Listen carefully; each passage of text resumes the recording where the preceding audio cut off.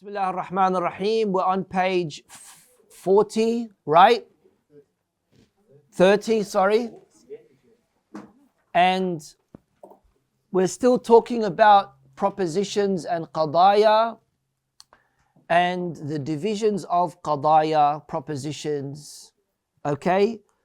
We just took in the previous lesson al-qadiyya al-tabi'iyya, al-aqliyya, al-mantiqiyya, and now we're going into a fourth division, and that is looking at the relation between the mawdu' and the mahmul, looking at the relation between the subject and the predicate.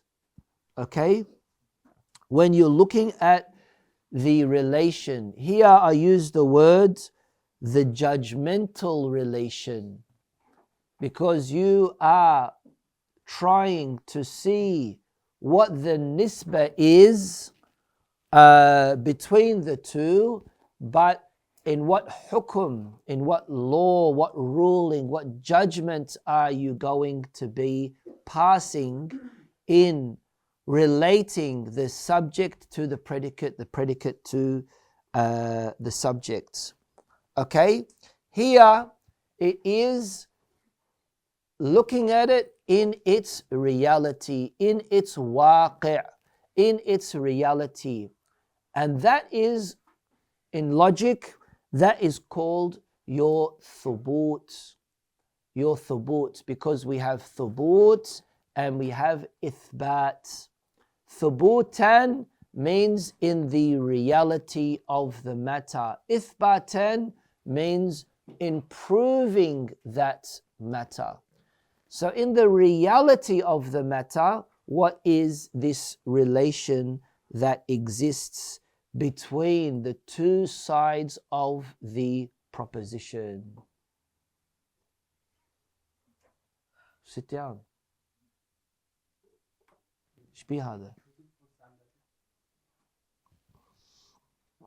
All right, start reading, Haj Mustafa. There are two ways of looking at the judgmental relation between the two sides of a predication proposition. One is by looking at it from the side of confirming the relation based on reality, and another is by looking at it from the side of confirming it based of our knowledge of it. Furthermore, there are divisions of... Okay, one way of looking at it is from the side of confirming, affirming it being based on the knowledge of it, and the other is the reality of how it is. Carry on. Furthermore, there are divisions for each of these aspects of the judgmental relation.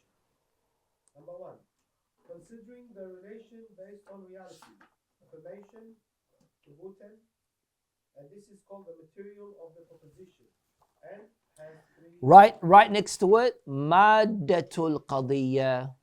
Madda, right? Madda means material, right? So here, as we said, proposition is qadiyya. So madda is the material of the qadiyya, of the proposition. So when you're looking at the material of the proposition, you are looking at considering the relation between what the reality is of that proposition in its thubut.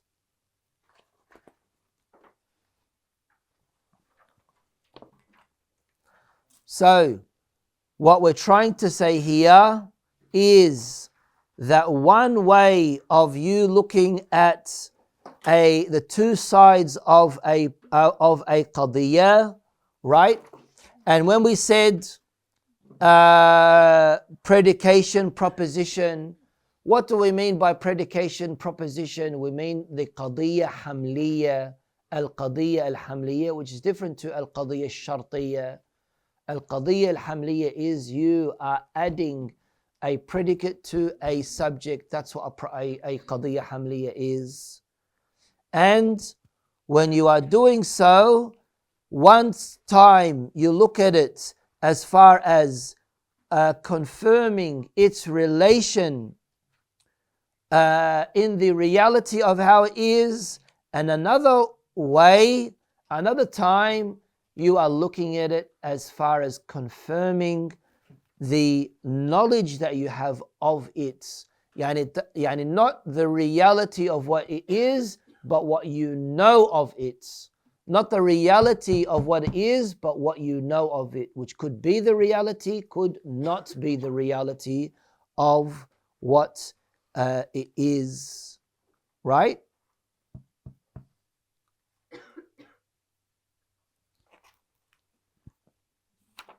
Okay.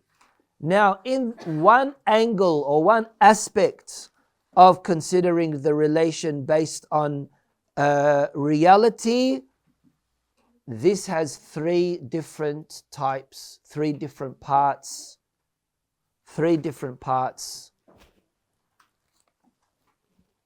Carry on. Wajib, and then mumkin, and then mumtani'. Wajib, mumkin or imkan, and mumtani' or imtina'.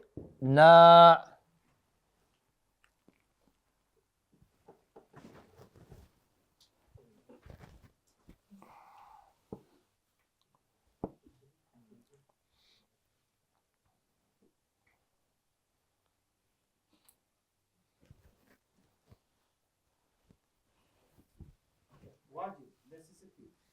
The predicate is affirmed for the subject by necessity, which means they are not able to separate from the other, like saying the creator exists, a human is rational. Okay, so we say al-Khaliq mawjood. What's the predicate here? Thank you. What's the subject here? Al-Khaliq, Allah subhanahu wa ta'ala. Can you separate the relation here between the subject and the predicate? Can you separate one from the other? No, you can't. Why?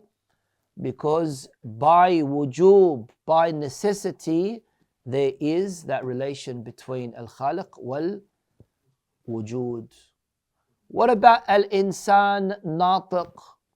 That's the second example. Al-insanu natiqun. Can you separate the subject from the predicate? No. Who said yes?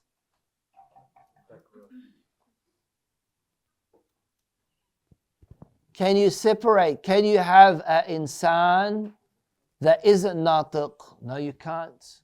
Because the fundamental, essential component of a human being is al-natiqiyya. And as we said, nutq doesn't mean talking. Nutq means the ability to rationalize, etc., etc. Right? And so, by necessity, there is al-natiqiyya with al-insaniyya. Right?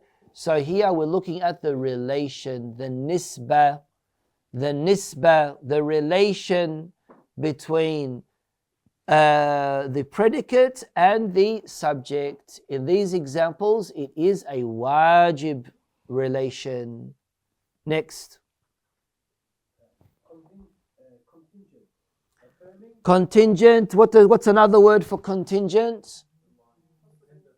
Huh? What'd you say? Dependent? Who said possible? Yeah, possible. Where'd you get dependent from?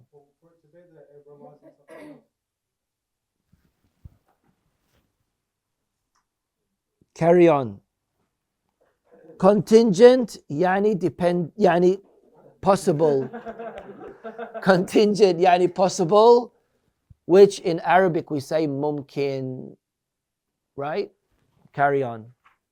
Affirming the predicate to the subject is permissible, like saying, a human exists. A human is a writer. Okay. A human exists. Is that wajib? Is it wajib for humans to exist? No. Right. Al-insan katib. A human is a writer. Is it wajib for a human to write? No. We're not talking about wajib shar'i, we're talking about rational wajib. Okay? Third example is impossible. What's impossible in Arabic?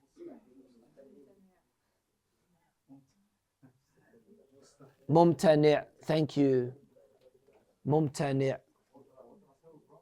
Yes, Ali, don't talk because you came in like 6 hours later, so don't talk, please.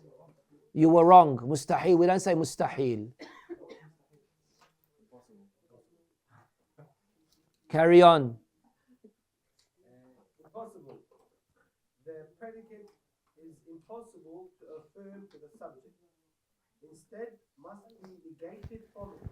Yes. You cannot say God's partner exists or human is a rock. Okay, so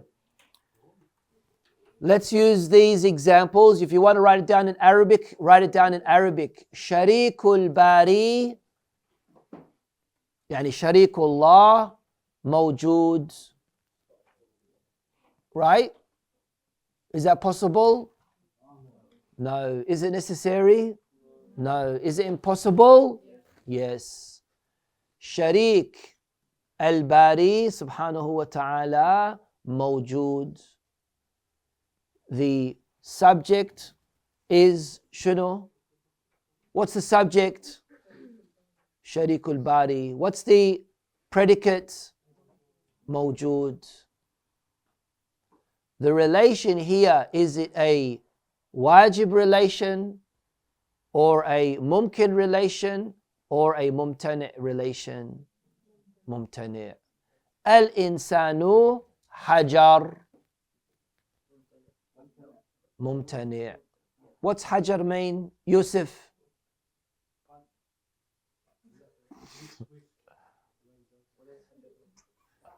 What's hajar? What's hajar mean? Ya Sangdil. You, Daniel. Yes. You didn't hear what I said, didn't you?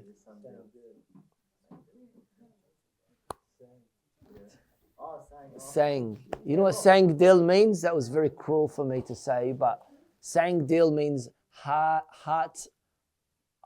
of a rock. Hard-hearted.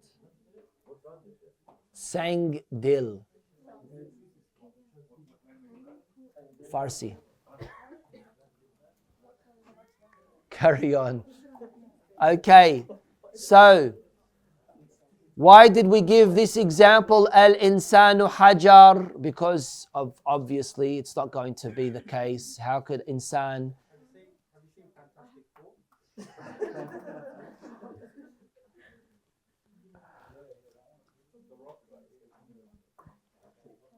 Considering the relation based on our knowledge of it, confirmation is about 10.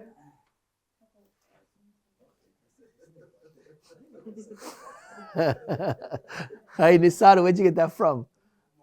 Dependent. Excuse me, something going on here?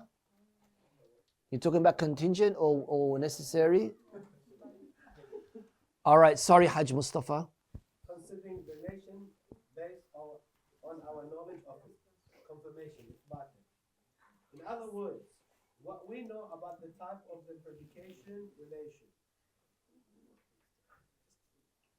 This is called the mode of the proposition. Okay, so what are we saying here? We are saying that another division in this fourth division is when you look at the relation according to the knowledge that we have, not according to the reality, to the waqi', which is thubutan. Here we're looking at it ithbatan, which means according to the knowledge that we have. And what we know about the nisbah hukmiyya, the predication relation that is there. And that's why in this case we see it in the direction, in the mode that we understand it, that we know of it. That's why it's called the mode of the proposition. Mode here means the direction, the understanding. In Arabic we say jihatul qadiyya, right? Jiha.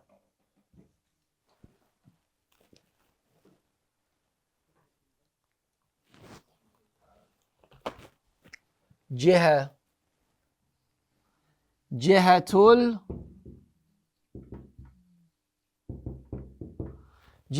qadiyya. So jihatul qadiyya is the direction, the mode of the proposition, right? And of course it also includes the wajib, mumtani' and mumkin. The difference here would be that it includes more than that. But of course, that is left for further, more detailed studies in al-Mantiq. Right? Let's read the fifth division, right? No, we don't have time. Walhamdulillahi Rabbil Alameen.